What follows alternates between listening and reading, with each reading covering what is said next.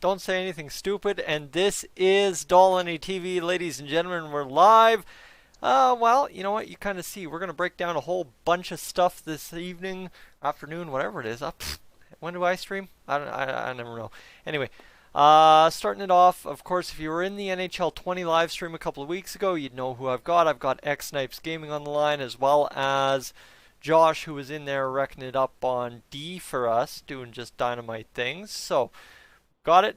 You see the title, Hub Cities, Mystery Team Drafts, Lafreniere, and Playoff Predictions. That's kind of what we're going to try and corral the topics to be, but I mean, it's wide open and it's full-on discussion this afternoon, so let's get to it. Brandon, we'll start with you. Mr. X Snipes, how is it going today? Pretty good. It's not X Snipes Gaming anymore. Mm. Just X just a Snipes Edmonton Oilers. Me keep up?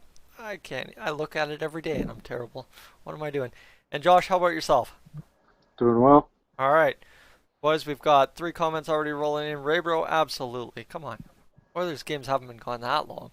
This is going to be the hard part. You guys are going to have to listen to me talk as I talk to the people in the chat as well. And God, what's the hub cities? We're not 100% sure. Still hasn't been released, and that's what we'll get to, kind of debating on what the strategy there will be. And Nicholas, welcome in. I am from Southern Alberta. That is your information you need to know if you're new to the chat right now. So, boys, I'll turn it over to you right now. Whoever wants to jump in first.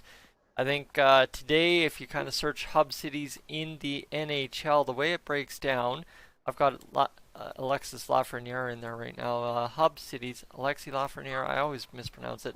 So Canucks are out. Vancouver's done. That's it. That's all. They packed it in and they're done. You've got, of course, Toronto, Vegas, Chicago, I think's in there, and of course Edmonton in the mix. So what LA's also in there. LA is also in the mix. I'm not 100% sure. I'm the top rated video on Google for the past hour for live NHL talk, if you want to know that. But you look at it, right? If you have a choice, who are you taking for your hub cities and why? I actually mentioned this to Josh last night, as in I would take Chicago and Edmonton, and then have the Stanley Cup Finals in Las Vegas. So you do 3 hubs then. Yeah, Okay. And Josh, what would be your solution to kind of figure this one out? Yeah, I agree with that because you give a little more time for stuff to cool down with virus stuff going on in the U.S. I think Vegas at that point will be a little bit more presentable. So, And that is the concern, right? I think Josh, you'd probably know best, sort of the 3 of us on the mic right now, of kind of the situation that things slowed down in the United States there for a little bit, and now all of a sudden they've ramped up like almost never before throughout this whole thing.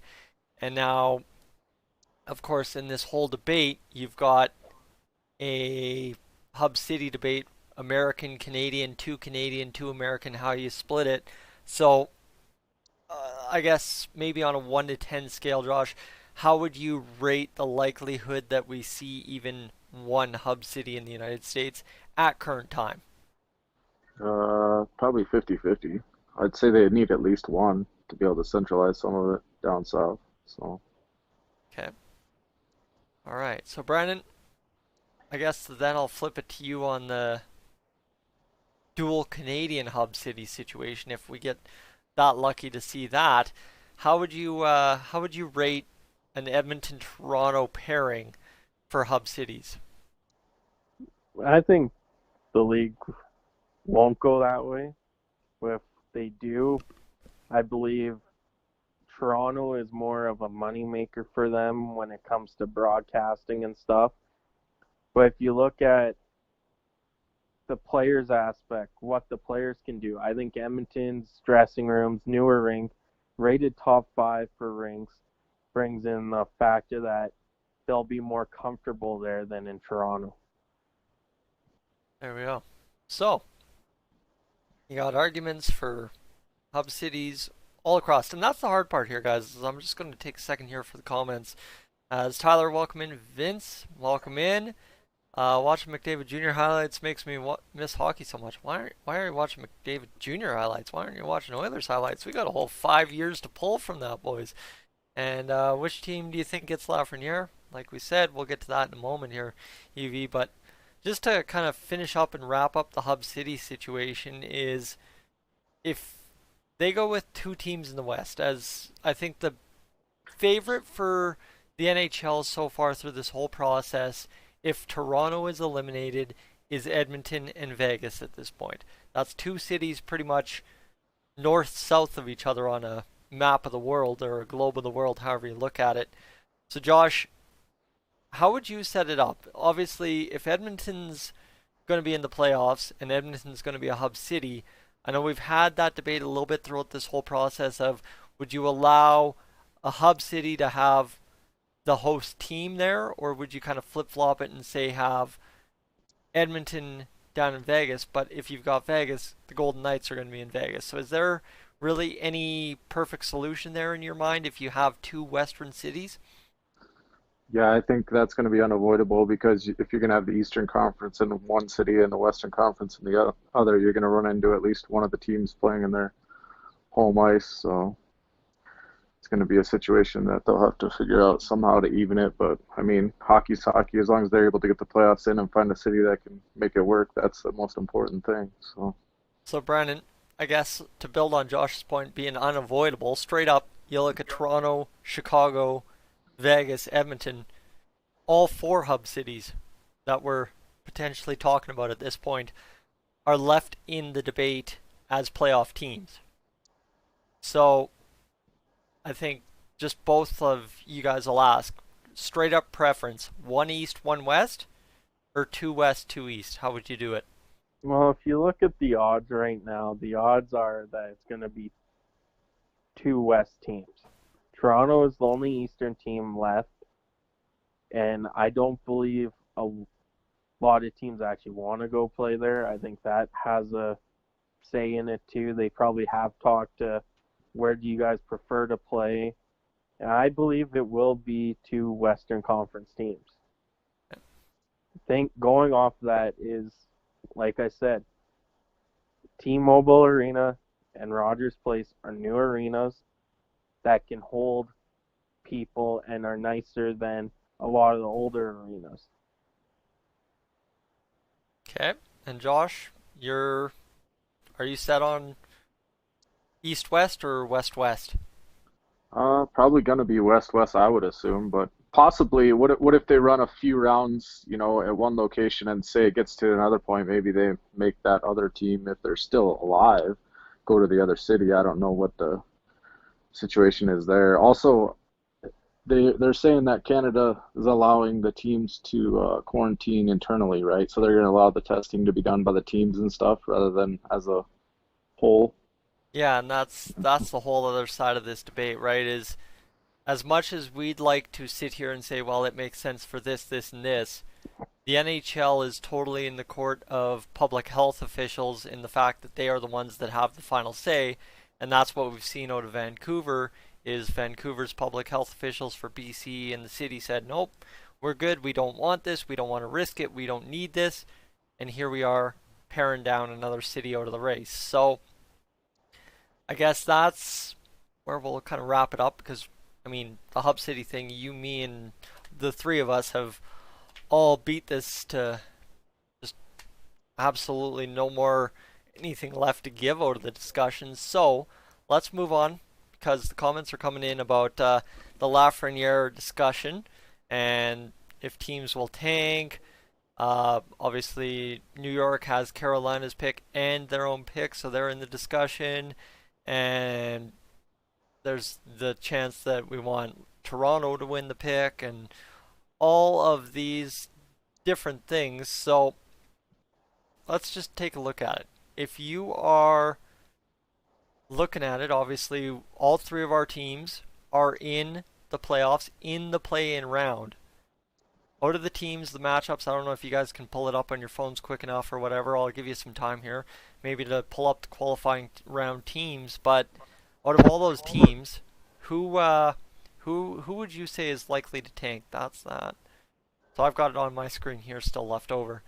So you've got Edmonton, Chicago, Nashville, Arizona, Vancouver, Minnesota, Calgary, Winnipeg, Pittsburgh, Montreal, Carolina, New York, Rangers, Islanders, Florida, Toronto, Columbus. out of that entire list, maybe start off with each one of you giving me somebody that will full-heartedly tank for the Lafreniere pick. Sorry, I'm just kind of looking for it. Okay, Josh, maybe if you caught anything I said there. I could possibly see Arizona as a possibility for that. Just trying to look at some of the matchups, but yeah, there's definitely some possibilities. But like we had talked about earlier, I mean, even if you do tank, I mean, it's 12.5% chance. Why not make a run if you can? So, And that's the thing, right? Is maybe I should explain while you guys pull up the matchups and kind of spark them in your own head here. Is if you look at it, you look at the matchups and stuff, you're tanking for an eighth, 1 out of 8 chance, 12.5% at the first overall pick. So there is by no means even a 20% guarantee, not even a same chance as Detroit had to win the draft lottery to get this pick. So you're losing, you're purposely losing the playoffs, which your fans are invested in you going as deep as possible to get a 12.5% chance at a pick. And then, worst case scenario, you're picking, depending on which team you are, as high as ninth. So you're either tanking for the first overall if you get lucky on the 12.5, or at best, if you're one of those teams, tanking for ninth overall. So maybe that's where I'll turn to the comments, and then Brandon, if you want to get your comment in there in a second. Yeah, so right, we've got Pittsburgh coming in, Arizona coming in.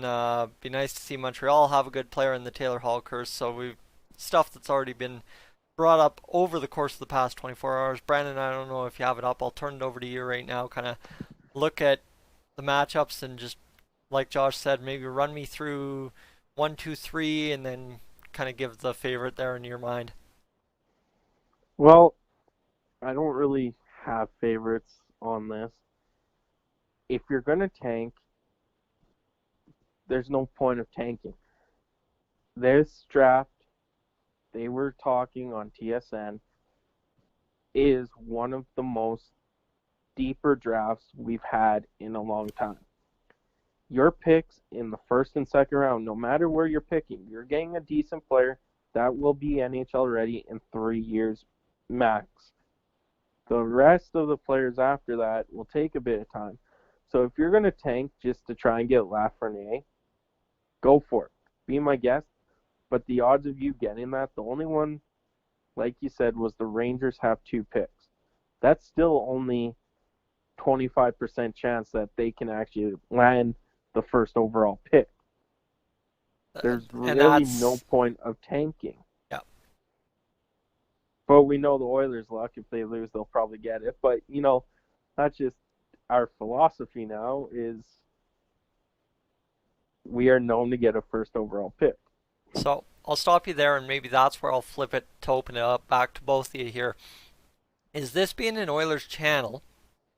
Let's look at it from this perspective, because we've got the comments rolling in. Man, if the Oilers won, or if the Rangers won, or if this team won, we'd be stacked. So let's pull it right back to the Oilers discussion side of things. If the Oilers won, we'd be stacked. Here's the problem, right?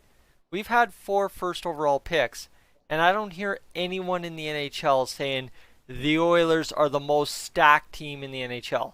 All I hear day in, day out from fans outside of Edmonton are that the Oilers have all this talent in McDavid and Draisaitl, and they're wasting it.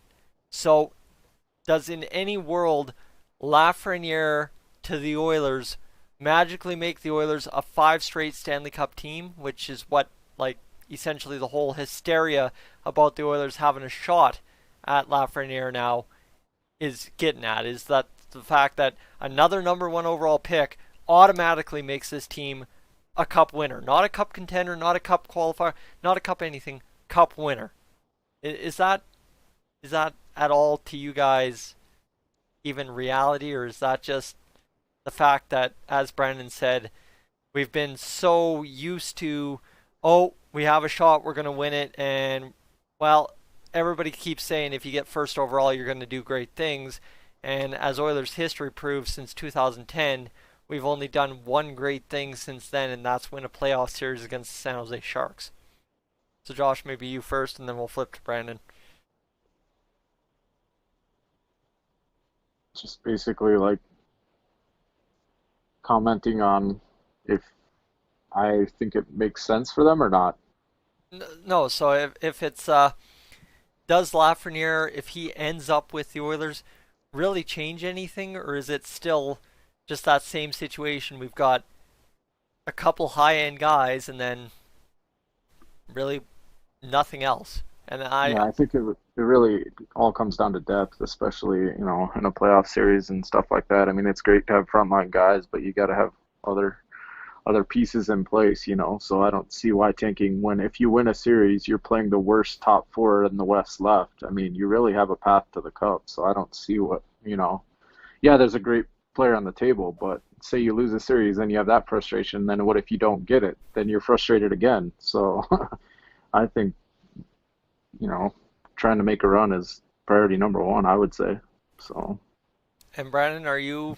I think Owen just asked if I would rather a deep run or a chance at laugh. It's not one or the other. It is only one, and it's a Stanley Cup because I've stated, and I need to be correct on this, that we're winning the Stanley Cup this year. So, Brandon, in your mind, if you're looking at it, Okay, would you? going back to your comment about, oh, we're wasting Drysdale and McDavid's talent in that. Yeah, Okay, 2015. This year, we would have been in the playoffs no matter what. I'm calling that. We were destined to be the second or third team in the Pacific or the first if Vegas slid. 100%. So in 5 years, we would have made the playoffs twice. It took us 10 years to even make the playoffs without them.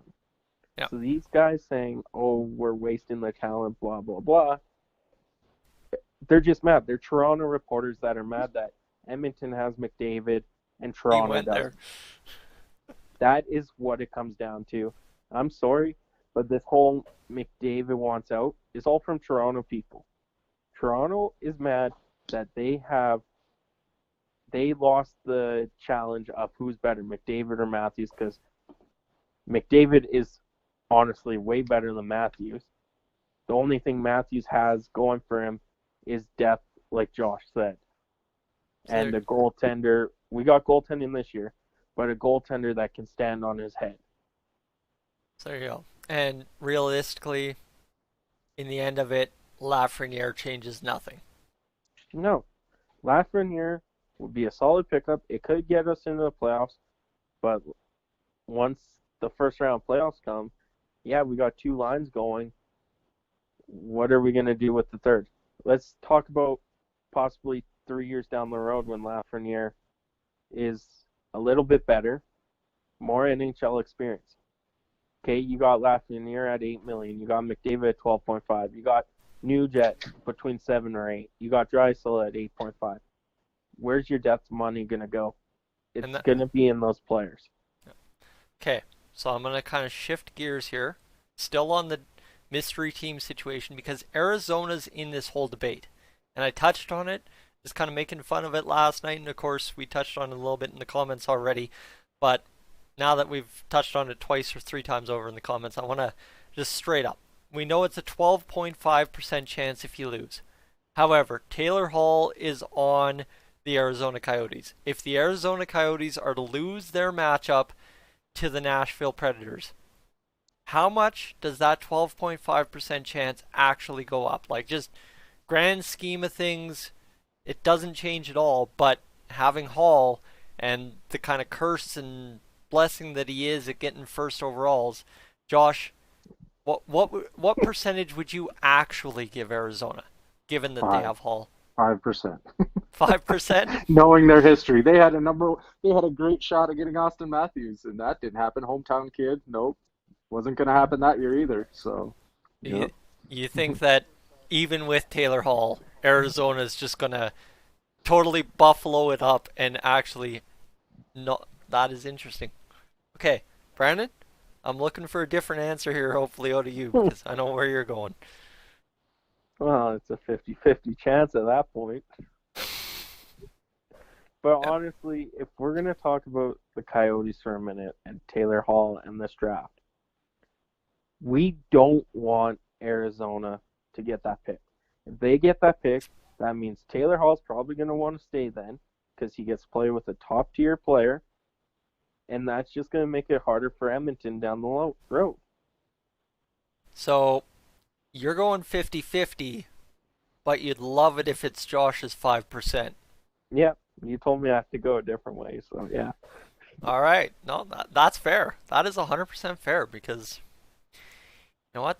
Yeah, actually, that screws all three of us because if Arizona somehow, like they were there for a stretch of what, December into January, an actual competitor in the West, that makes things scary for any team trying to up and come because Arizona, as all three of us know, are just the stupid team that can score a goal and a half a game but win 40 games because they only allow a goal and a third per game.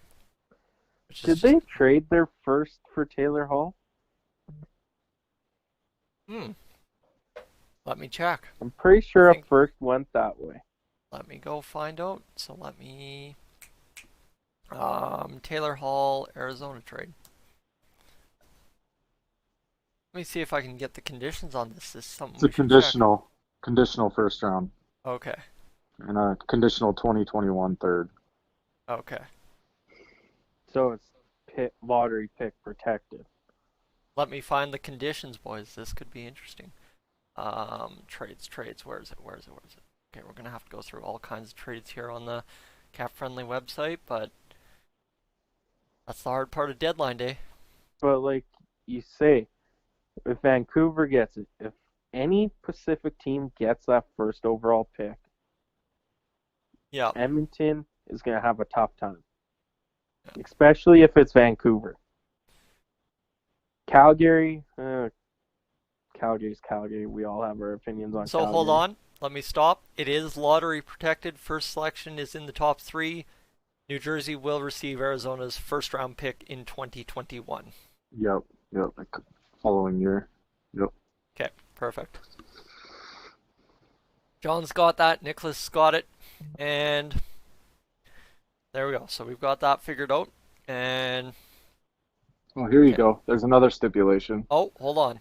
If Arizona wins a round in the playoffs or Hall resigns, it will become a first round pick if the Coyotes win a round in the playoffs and Hall resigns. Oh, okay. That's a third round pick. Yes. It'll become a second if that happens, and it will become a first if Coyotes So Okay. it'll win a round in the become a playoffs and first Hall. if both. If both instances happen, So, but yes. that eliminates the possibility of the draft lottery because if actually, I guess, hold on. And John, maybe you've done some more research into this, and you can get me in the comments here. If Arizona wins the qualifying round, does that count as a round of the playoffs based on the terms of the trade back then, not including a play-in round? Right, guys, are you following me on this? Right, the play-in round is an extra round built for the COVID-19 season, whereas this trade was built on the playoffs starting with 8 teams in the West, 8 teams in the East, and the first round being a best of 7. So, John, I don't know if you've done any research on that side of things. I didn't even know about that condition on the third round pick, but if you can get me something on that, that would be interesting. Or, guys, if you can Google on your phones and figure that one out. But, I mean, that's a whole nother discussion in itself. Playoff predictions and stuff like that is all these conditional picks in the trades and stuff like that, depending on playoffs, throws everything out the window because we've got this whole play-in round that probably affects it. Well, that's like the whole Neil situation. Is if you talk to Calgary's GM, he believes he gets a third round. If you talk to Ken Holland, he believes there should be no third round. And I know I'm a Oilers fan and all this and might be biased, but in reality, Neil did not score 21 goals. He did have 10 more goals than Lucic, but because he didn't score that 21 goals that was in the stipulation, Yeah. the third should be kept to Edmonton. So I'm saying this playing round shouldn't be part of the playoffs unless they are saying this is what the format's going to be from here on out for next year too, Yeah. then that changes things. But if they don't, the playing round is just you playing someone to make the playoffs. That's all it is. Okay. So I'm going to cut you there, and I'm going to turn to Josh with this response from John with Hot Take Hockey. They haven't decided on that. LeBron tweeted about it, apparently. They still have to decide on those type of protections, but John then follows up that he doesn't think the qualifying will count as a playoff round, and that's Nicholas also getting in there. So, essentially, the problem being is if you lose the qualifying round, you get a shot in that 9 through 15 or number 1 slot, the 12.5% chance. Yeah. But if you go into the first round, you end up getting it. So Josh, essentially, if Arizona gives up that first, they would, and it's not qualifying round dependent, they would then be giving up a pick after number 15. Yeah, I don't see that playing out. That means a win over Nashville and a win over Vegas. I don't see that playing out at all. Well, So, there we go. So yeah. essentially, let's just straight up, probably guys, eliminate it. That pick has nothing to do. So logically, that's just out the window. So Coyotes are safe. They are not giving up a conditional first round or a first round pick to New Jersey in this situation. So there we go.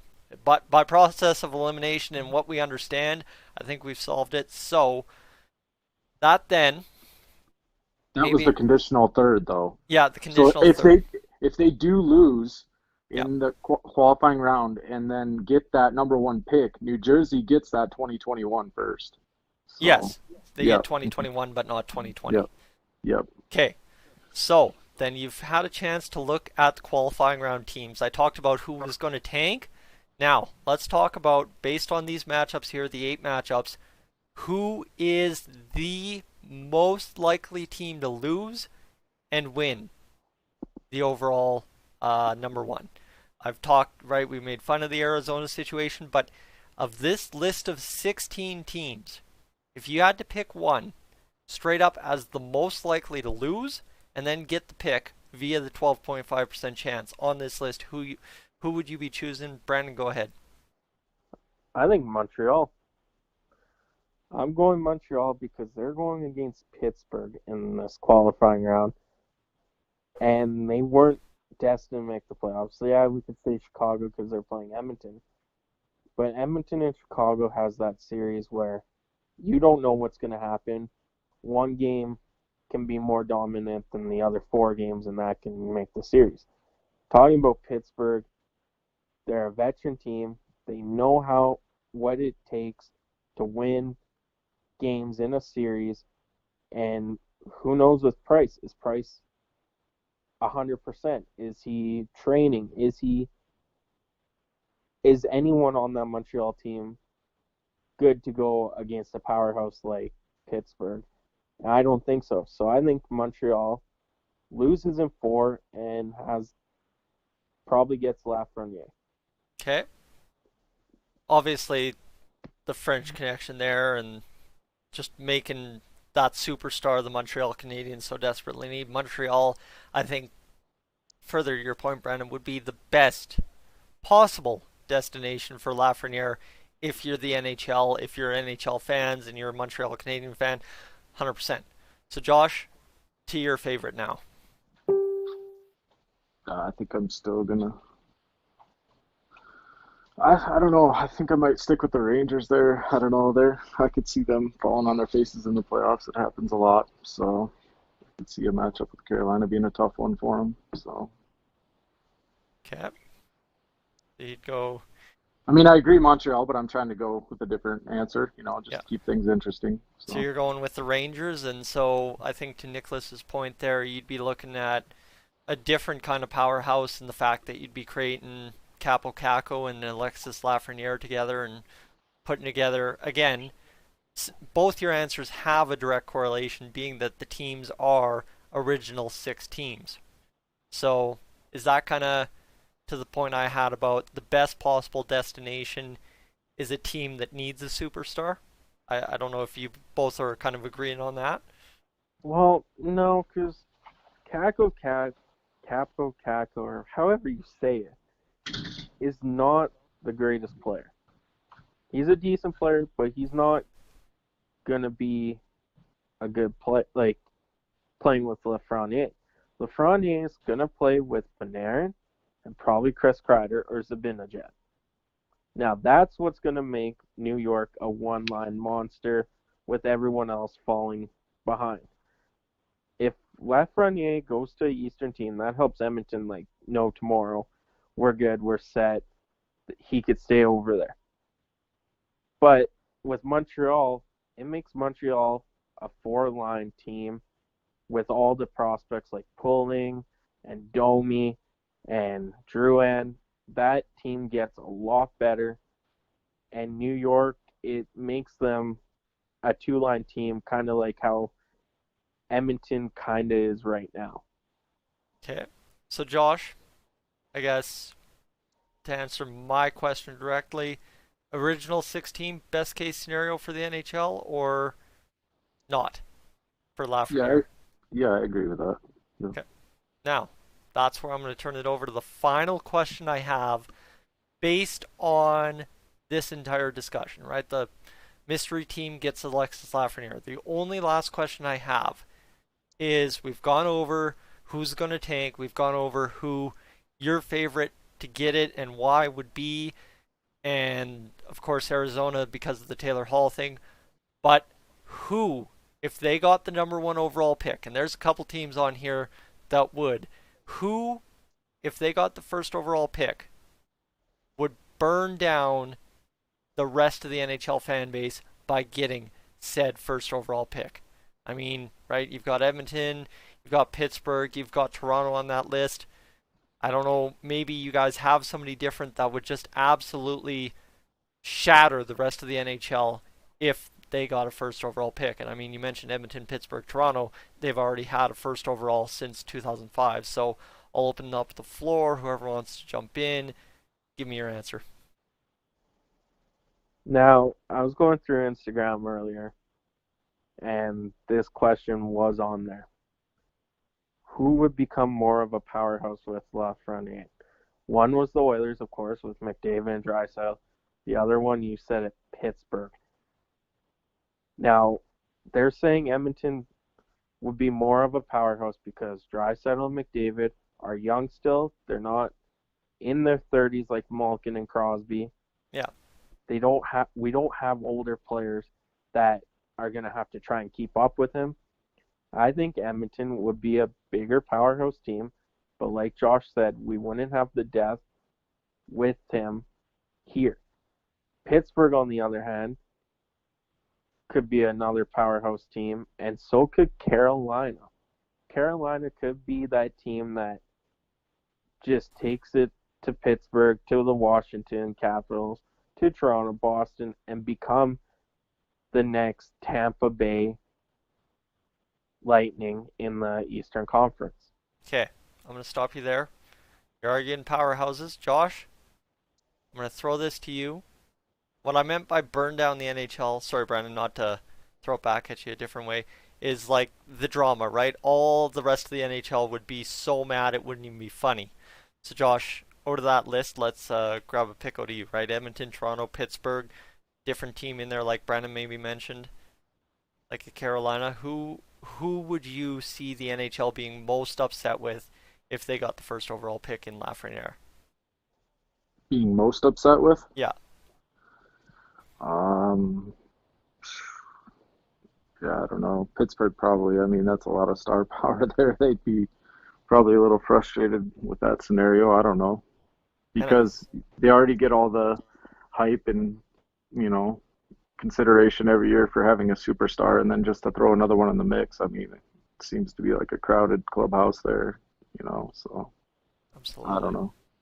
Yeah, and that's the thing, right? To Brandon's point too, right? Is the problem with getting the number one overall pick if you're Toronto, Pittsburgh or Edmonton is the fact that you would have to be considered a powerhouse at that point, right? You can only keep stacking the deck so much until everybody just has to label you.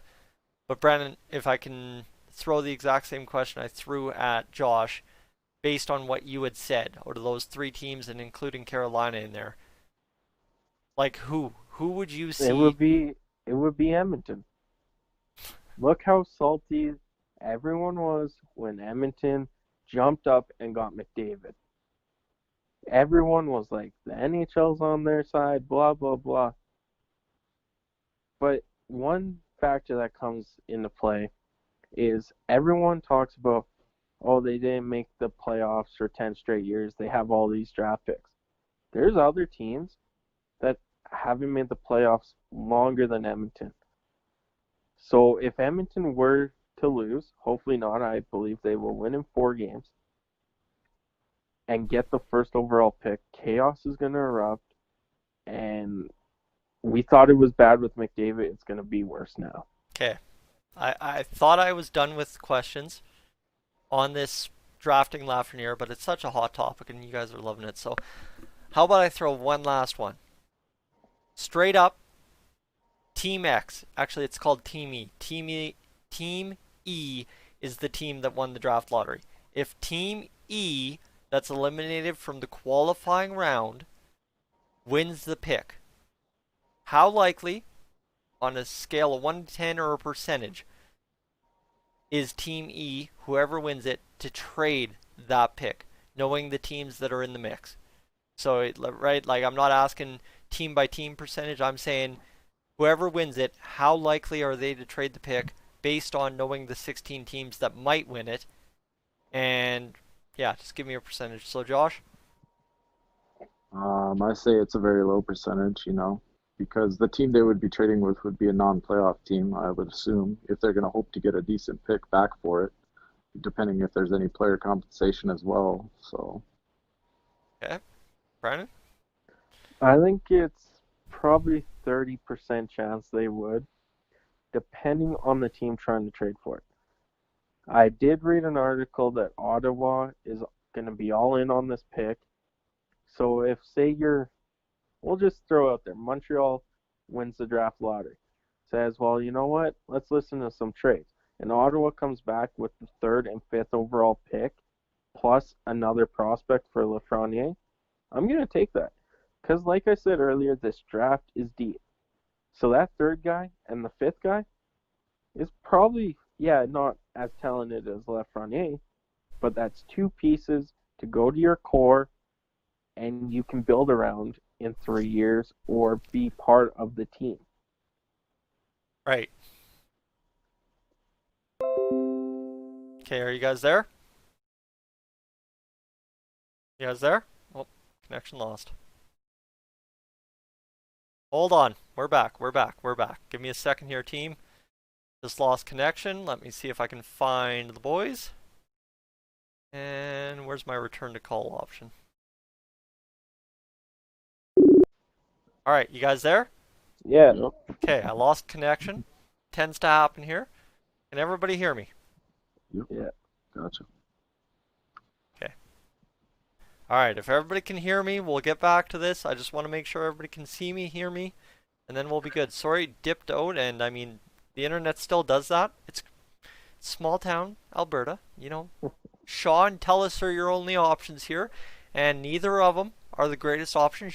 TELUS, you couldn't play a video game to save your life on, and Shaw, you can't live stream on. So what am I supposed to do?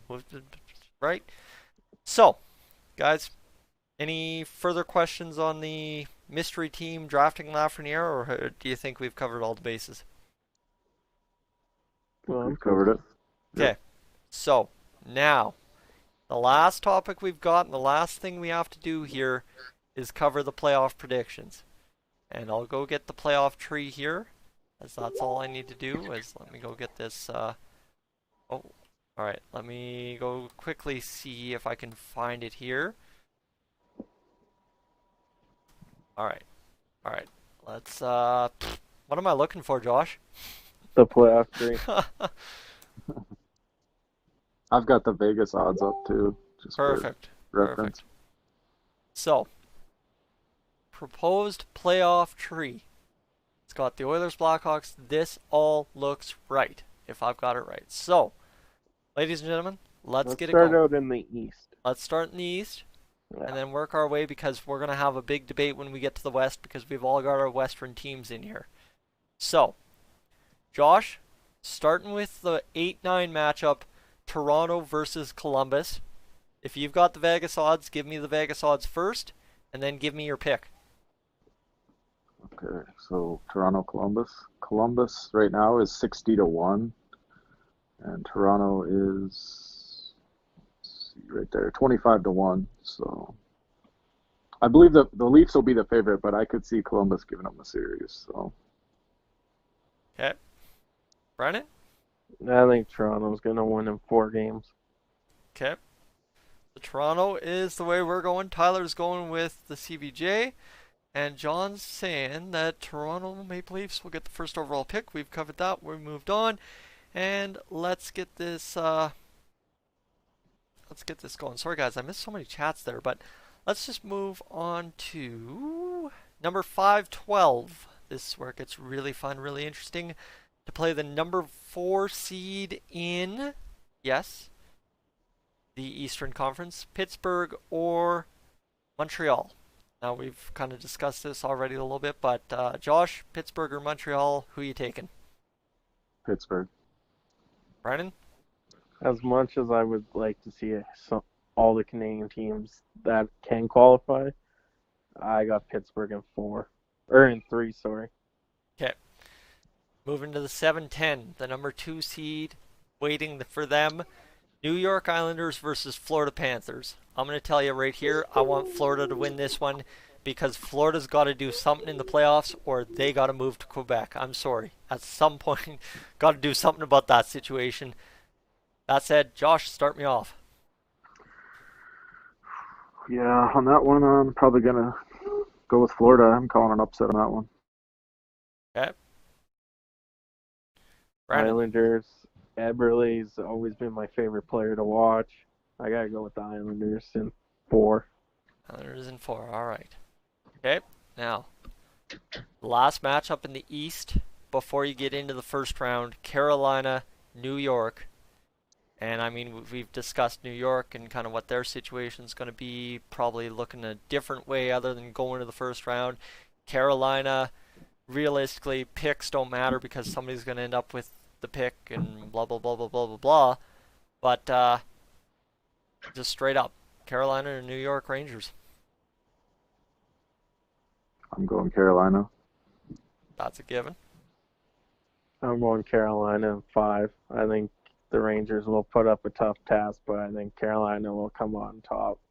Yeah, Okay. that could be the closest East matchup, probably. Yep. All right.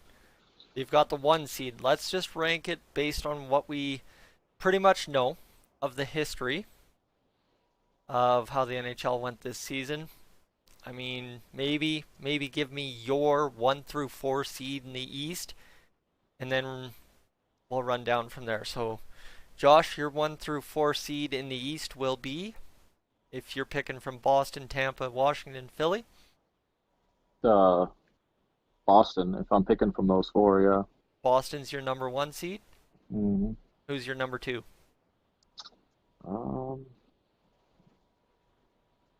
I don't know there. I don't see Tampa. I don't know. Tampa always seems to struggle once they hit the postseason, so I could see it being. It kind of depends on matchups, but yeah, maybe Washington or Pittsburgh, I guess. So. Okay. Washington, and then okay, so you're going Boston is your number 1, Washington is your number 2, Philadelphia and Tampa. How are you rating them? 3 or 4? Probably Tampa 3 and Philly 4. Okay, so you've got. Oh crap! I should have wrote this all down. What am I doing? I just realized that I'm like, oh, who do we choose? But you were going with the Columbus Blue Jackets upset of Toronto there, Josh. So if you're going that way, they are facing Boston. Columbus versus Boston. Who are you taking? Boston. Boston. Okay. And then you've got Pittsburgh versus Philadelphia in the first round, who you taking? This is tough. Pittsburgh. Pittsburgh, okay. Yeah, it's a tough. Yep. And then you've got the Panthers versus the Washington Capitals. I'll go Capitals. Capitals.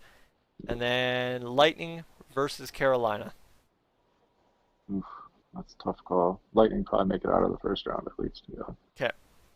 So now, Brandon, I'm going to finish off with Josh here, and then I'll run you through your stuff as well. Yep. So now you've got Boston is the 1 versus Carolina at the 6. You've got, doing the math, Pittsburgh versus Tampa. Hold on, where did I miss this? Yeah, you've got Pittsburgh versus Tampa. I think it's Boston, Washington. Boston, Pittsburgh, Washington. Tampa. Yep. Yep, yep. Okay. Pittsburgh, Washington. Okay. Okay. Yes. Okay.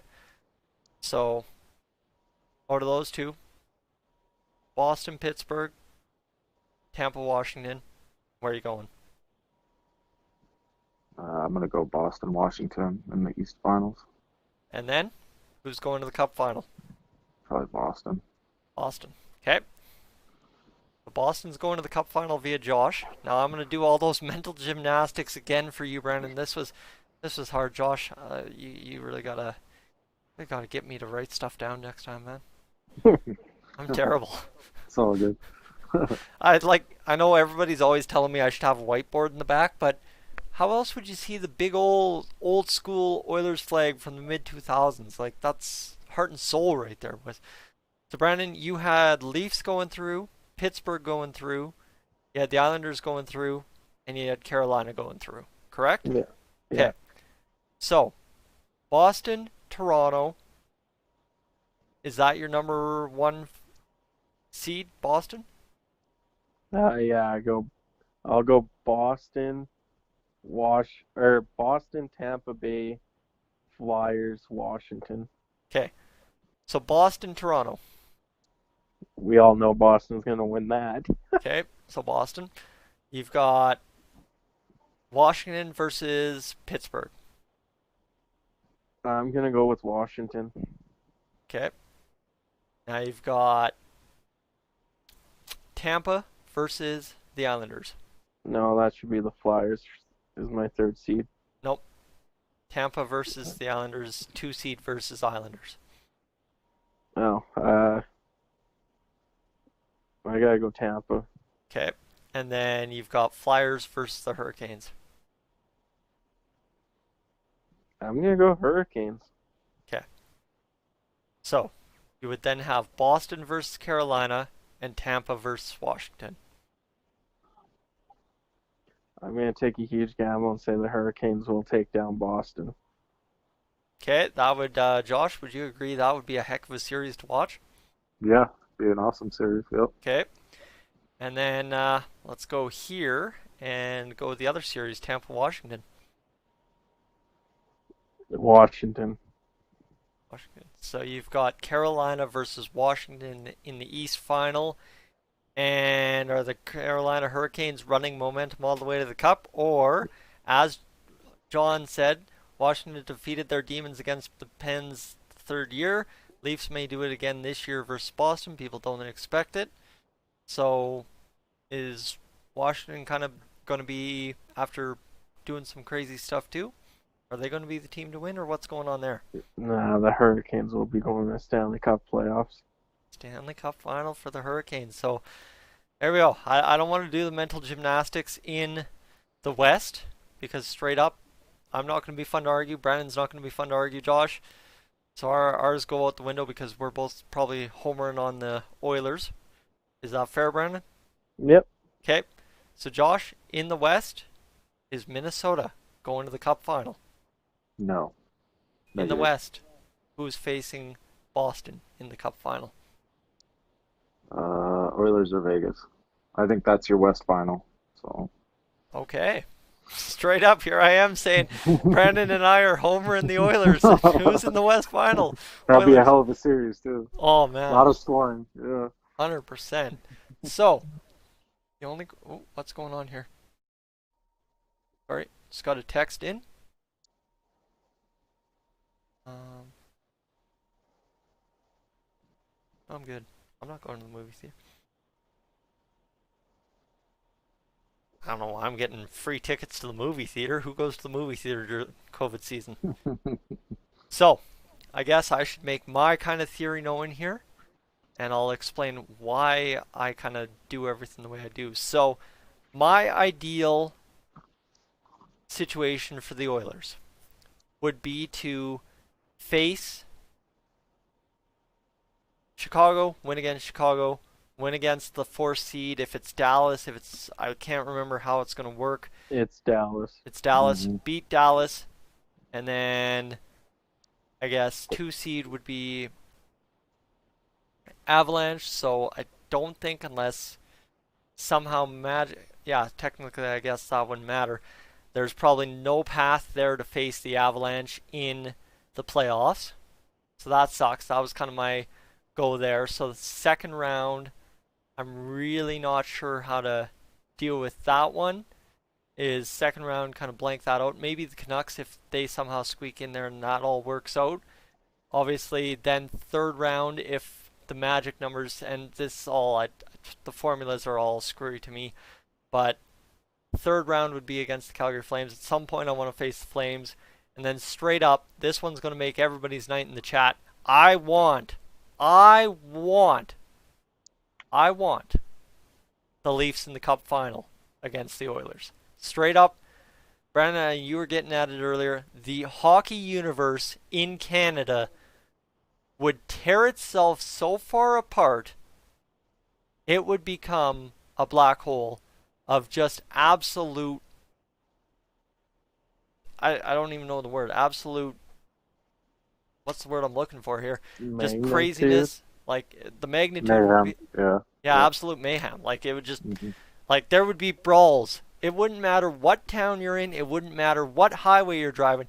There'd be people brawling in the streets if the Leafs and Oilers reached game 5, 6, or 7 of the Stanley Cup final. I'm sorry. Absolutely. It would break the hockey world without a doubt, John. So, John's been arguing, and appreciate that, John. Appreciate you pretty much hosting the chat for me. I'm not paying any attention to that. So, here we go. They're debating about the heart in the conversation, and I'm just making sure. Okay, so maybe that should be our next topic. We've kind of botched the playoff predictions. I'm terrible. I do need that whiteboard, but maybe screw it. So, Hey, drop. I'll buy you one. all right, Oilers versus Leafs. That's me. Brandon's got his pick to go Oilers Canes. Josh is going somebody between Oilers versus Vegas to face Boston. We're good. We're somewhere in there. Why not have 14 years ago matchup? Oilers versus Imagine that. Canes, Edmonton, but in this time, Edmonton wins in Game 7. All right. Now what I'm going to do is I need to use the bathroom. So I'm going to turn this debate against you guys. Don't John's going to hold you at account here. Don't turn it into a screaming or yelling match here. Is simply put, the comments in the discussion are going Panarin for Hart, Draisaitl for Hart, whoever else for Hart. Pick your Hart candidates. Either argue or agree with each other, and I'll be back in a few seconds here. Are we going 1, 2, 3 with them? We're going number 1, who wins it. Okay.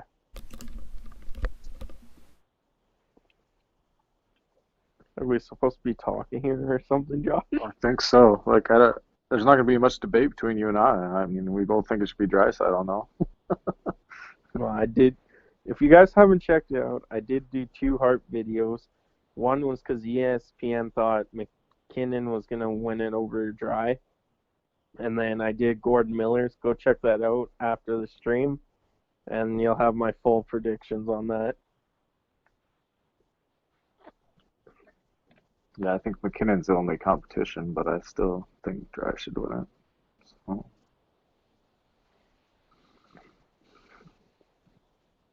That's true. It's getting pretty windy out. So how has your guys' days been going? I don't know how to live stream. What is the chat looking like? Anything on there we need to talk about? I'm not even watching the stream. Oh, neither. It would come through my phone and they would hear every echo. Yeah. I guess I could put it on my laptop, but yeah. How fuck? Ooh, I almost swore there. Ooh. How long does it take to go to the washroom? Like, come on. I grabbed a cookie. Jeez, people better bash you for not giving them a cookie. Actual legit cookie power on Dolynny TV right now, boys. Alright, how many viewers do you have? 14 total people in here right now. There we go. Alright, so ask your question again. Let's go on with this.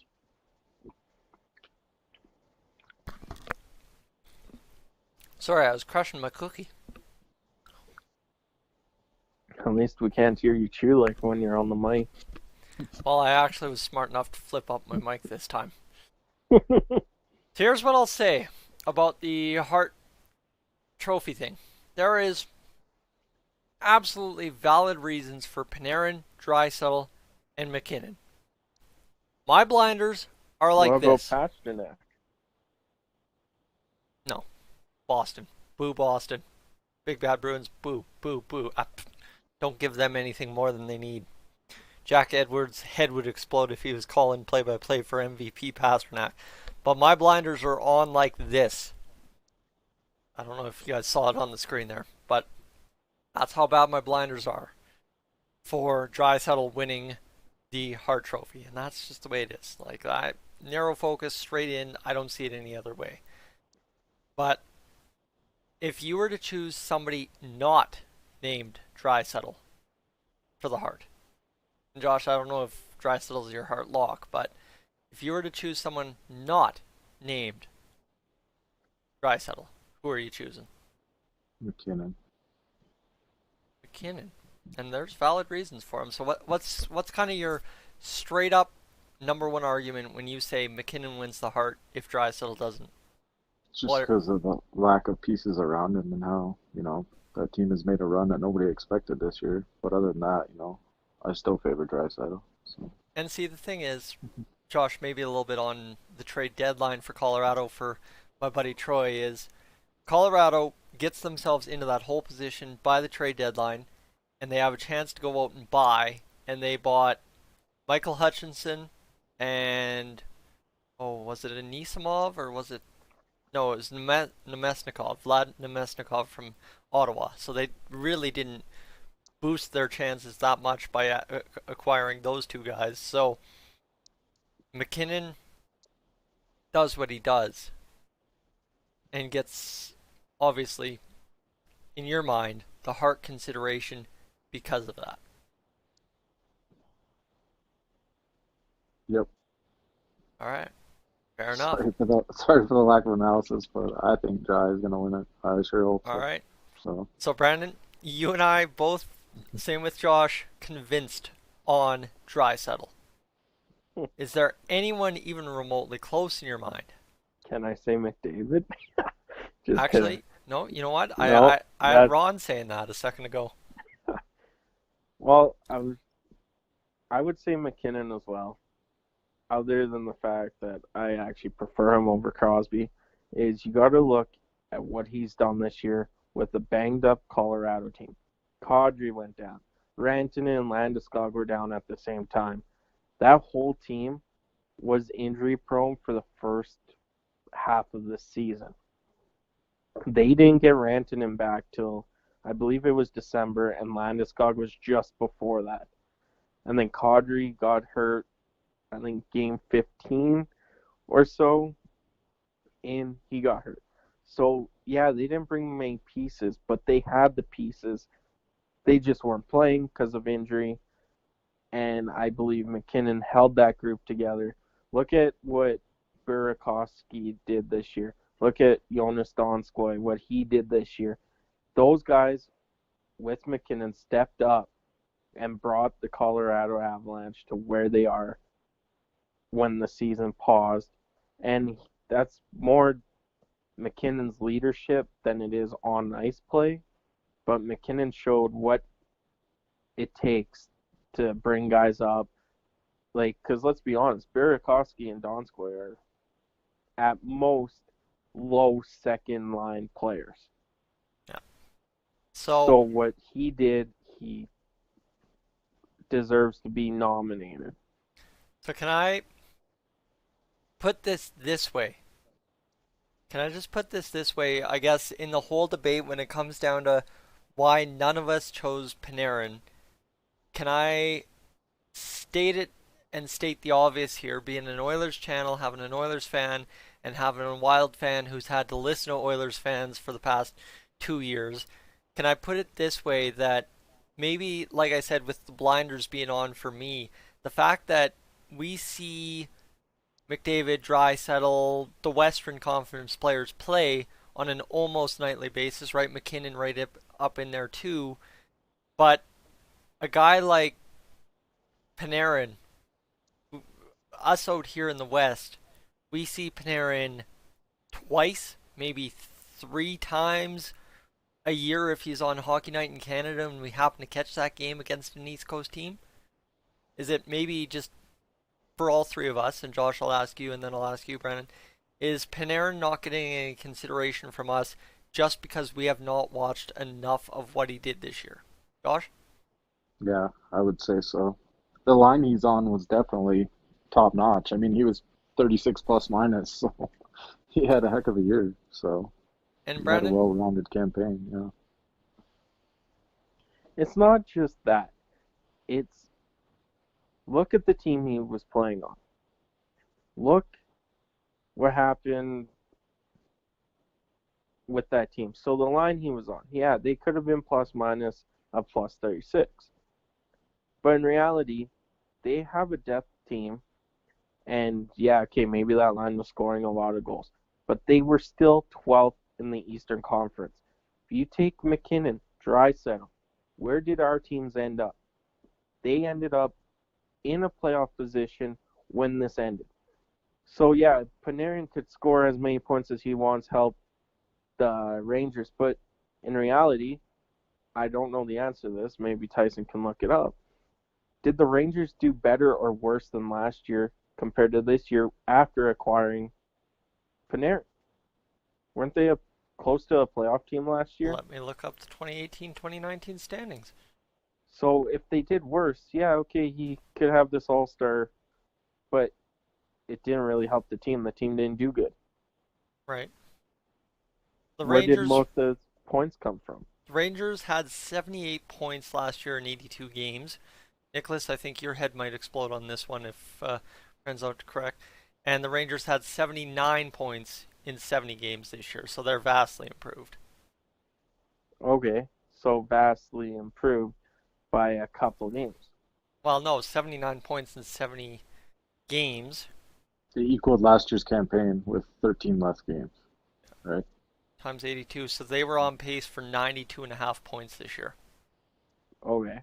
So that's actually, maybe that's another thing, right, is this whole COVID thing canceling the season where it did really throws a wrench into how we evaluate everything because we don't have the 82 game marker to say full season, full stop, this is what this guy did. Exactly. If this COVID didn't happen, okay, we would not be talking about Panarin for Hart because you're in 12th place when this happens. You're hoping that the 4 teams in front of you, minimum 4 teams, lose more than you do and you win more to catch up to them. Panarin would not be in this conversation if the season was full. Okay. That's fair. Based on just the knowledge of voters often look at it from the perspective of you got your team to the playoffs, that's why you're the most valuable player. That's where you're going on. Okay. If you look at how people are ranked, Panarin is the only guy on that list that their team was not in a playoff position. They had Pastrnak, Draisaitl, McDavid, Ovechkin, and McKinnon. McKinnon with Panarin. Yeah, So Panarin could have had this whole out season, but in reality, did it really help them make the playoffs? Draisaitl and McKinnon emerged with responsibilities and drove this team. As long as McDavid, but Draisaitl took over that line like McKinnon did. okay, the only thing is John is trying to remind you that the Rangers were only 2 to 3 points out of the playoffs. They had serious momentum to make it with the games left. So even though they are in that 12th spot, we do have to keep in mind that I'll actually here. I'll just kind of not points percentage. Geez, the NHL's all kinds of screwed up here, boys. Let me just go by wild card spot here. Kind of play this by you. So the Rangers were fourth in the wild card race, but they were a total of 2 points out of it. But again, here's the thing, and I think I stressed it best. I I think for all three of us and everybody in the NHL, the reason our arguments are all over kind of the place for different things, and you guys can agree or disagree with me, is it's simply we did not get the full 82. We don't have that analysis to say it could have finished like this, it could have finished like that, and therefore what we had gone through 71, 70, 69, 72 games is just that. It's not complete. And your feeling might not be the same as my feeling or everybody else's feeling when it comes to anything, because there is no finality in the fact that full stop, these were the results. Is that fair, Josh? Yeah, I'd agree with that. Yep. It's Brandon? really hard to evaluate as a whole with the Yep. lack of numbers. Yeah, Yep. so that's and again, I think that's end of day, coming straight from me, coming from the boys here in the chat, is our views are very slanted when it comes to the whole heart conversation and a lot of anything in the NHL, because we invested in exactly what we had going. Like, quite honestly, I think I watched two full other games in the NHL this year outside of the Oilers playing. Two full. And I probably was on my phone or playing a video game for most of those games. I think I watched opening night and I watched Toronto play Columbus at some point. That's it for me. So my blinders big time on, and that's the hard part, right? Is you focus so much on something and it gets you blind, but right, you focus on something so much, and then you take away the finality, the being able to argue based on something like the 82 game schedule, saying this is what every team did after a full season, here's how we argue it. You have none of that, right? Yeah. Yep. So I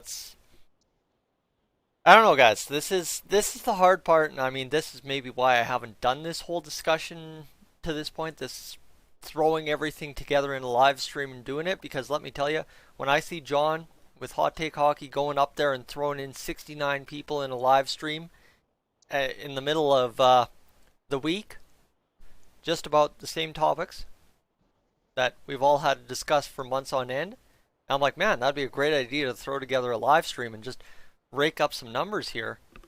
Is the fact that I really, the arguments I have been so narrow focused all year, and now have gotten even more narrow focused as I just try to cling to whatever Oilers news comes out down the pipe, that I think it's an actual thing of fear, and it's what I'm facing right now trying to explain it. A fear of having to argue with no basis of fact on anything else other than Oilers. And that's that's the hard part, that's for sure. But that's the good part, where we have people in the chat being able to keep us moving, that is for sure. So, and then having you guys as well. But that's the thing. I think all three of us can agree we've all discussed the same topics for what, since March 12th? Yep. So, yeah, I don't know. It's the tough part. I think, Josh, I'm going to throw this question at you. How ready are you for July 10th and 11th when training camps open up? Uh, Completely ready. I've been waiting for this more than any sport that's about to come back.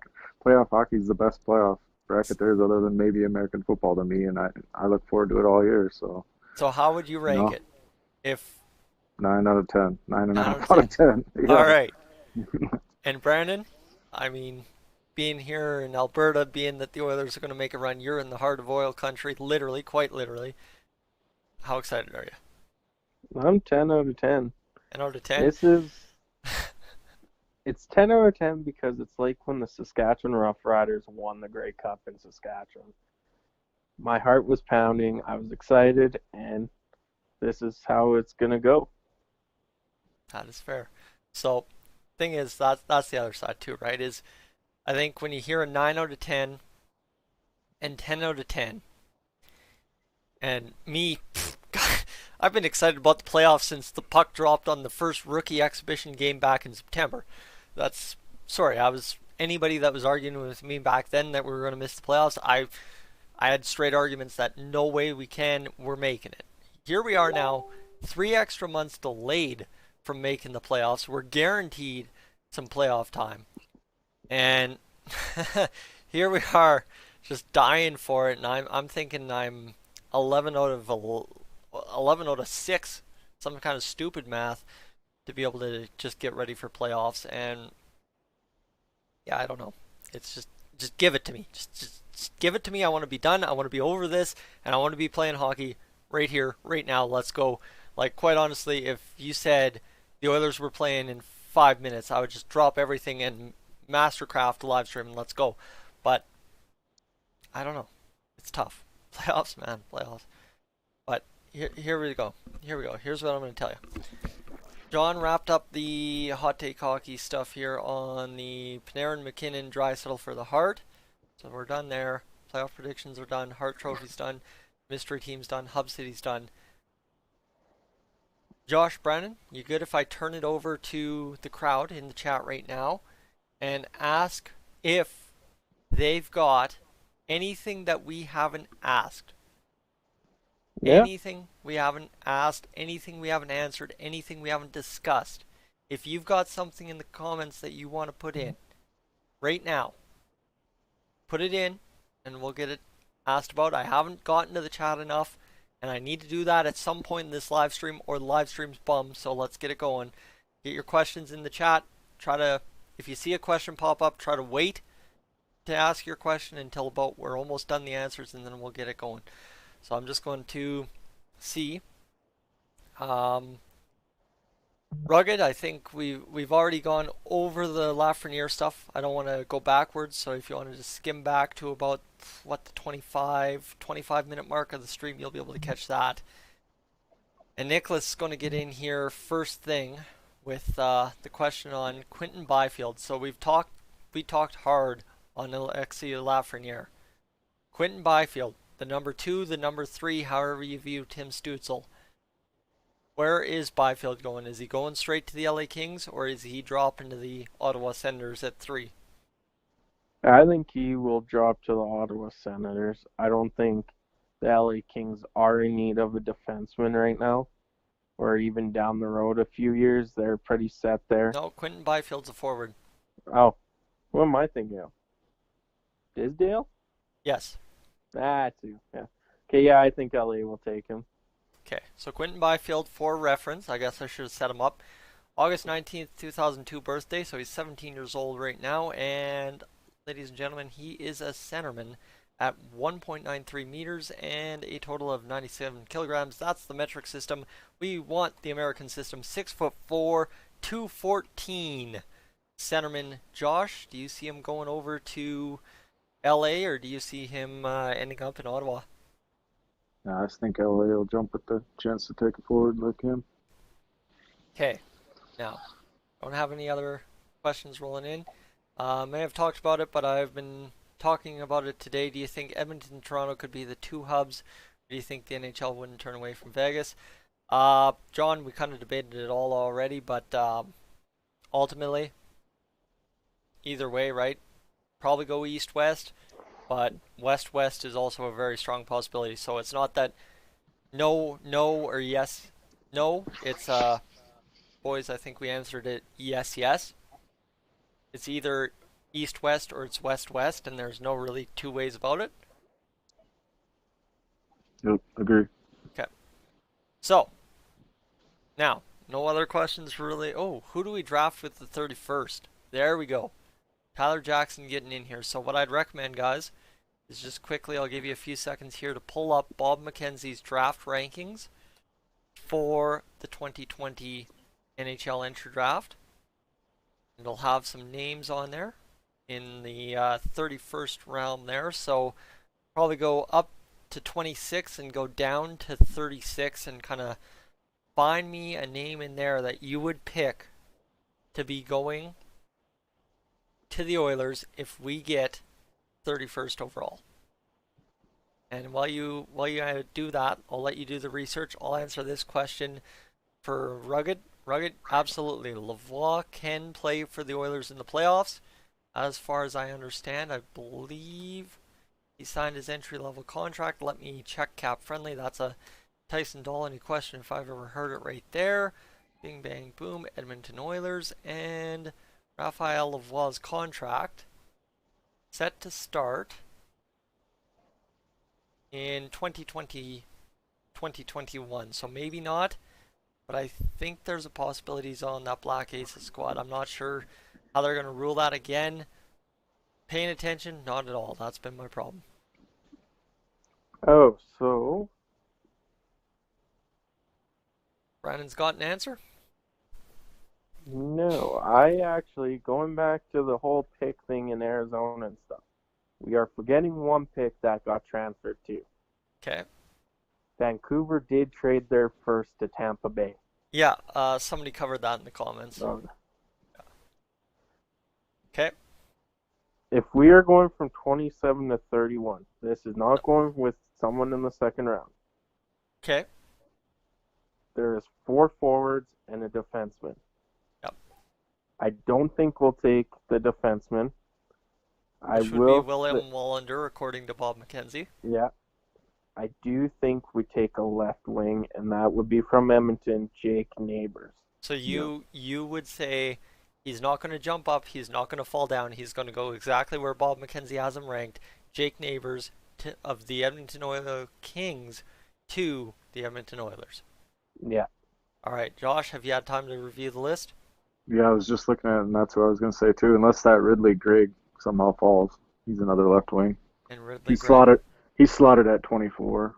All right, and I think somebody actually did mention that. So the thing is, why I'm mentioning 31 is where you draft if you win the Stanley Cup this year.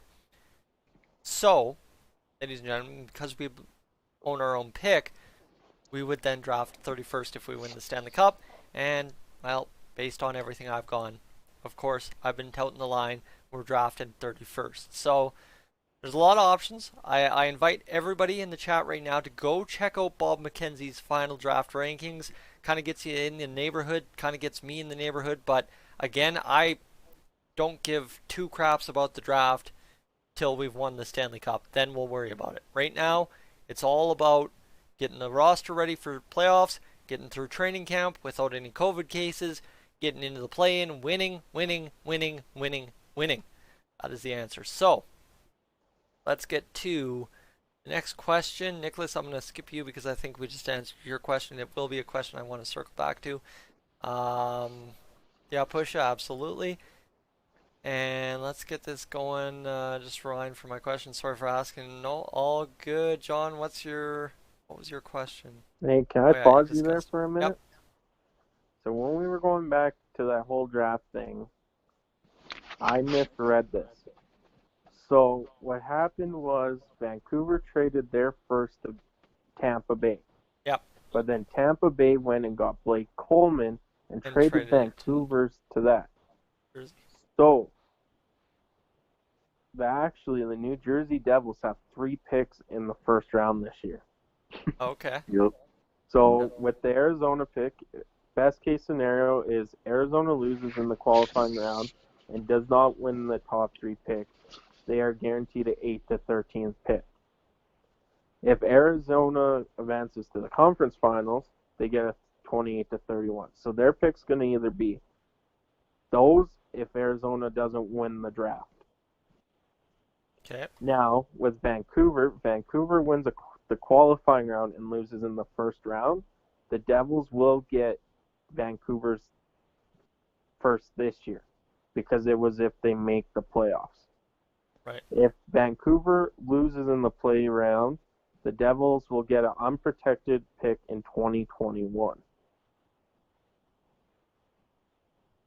Okay. So they're slotted at 10, 17, and 7 right now, right? Yeah. Okay. Gotcha. So the Devils can make a splash too. If they want to move up, yeah, exactly. There's a chance. Oh my goodness, I am way out of lunch here. Lee, I'm going to take a second to stop being overwhelmed. Lee, thank you so much. Lee with the first dono on the board in tonight's live stream. 18 viewers and now $10 in the super chat box. And thank you so much, Lee. Of course, following what I didn't mention last night is Robert had dropped $10 right off the bat of the NHL entry draft or draft lottery live stream. Can't even make a full sentence now. Of course, I didn't grab any water. Brutal. But thank you so much, Lee. And you know what? Definitely, guys. Thank you. Means the world. And I will take this second to mention that I'm working to see kind of what I can do to figure out, obviously, if Super Chats go nuts during the playoffs. With this whole COVID thing, I think everybody should be keeping their money as tight in their pockets as they can. So if I end up somehow having some kind of bidding war or something going on, which I've had happen at times in the Super Chats in previous live streams, I want to have some kind of fail-safe where if something like that happens, we end up similar to in October, putting it towards a good cause and doing some good as a community here on Dolynny TV in the world. So definitely, if anyone has any noble causes in Edmonton or Alberta they want to put forward for supporting here on Dolynny TV, I would be down for that. I'll keep you tuned because I have to figure something out as well. So I think just quickly, I'm going to throw a couple questions your guys' way. Yes, no answers. Does Jack Eichel request a trade? Yes. At Brennan? some point. I don't know about this year. Okay. He will be out of Buffalo within 2 years max. Okay. What's next? What's next? Bowen Byram, I believe he signed his entry level similar to Raphael Lavoie, so I think similar answer. And is there a shooter in the 26 to 36 range? Rugged, that is my last question I got to answer here. 26 to 36 range. Maverick Bourque had 29 goals in the Q this year. He's slotted at 26. Tyson Forrester for Barrie scored 36. Brennan Breeson scored 24. Jake Neighbors scored 23. Then you've got Jeremy Poirier who scored 20. And that's really all there is in the slotted lineups for everything except for Jan Misick, who scored 15 goals in 22 games, might I add. So, guys, that's where I'm going to cut it. Thank you. Ooh, will Coach Tippett win the Jack Adams? This is the last question we'll end on. And I'm going to call it there. So, Josh, Dave Tippett, head coach of the Edmonton Oilers. Does he win the Jack Adams for what he's done for the Oilers this season? Yeah, I think so.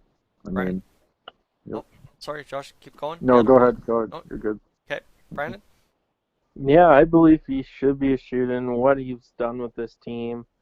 First year, he took this team under his wing, and I believe he wins. And what about Ken Holland? No one talks about him.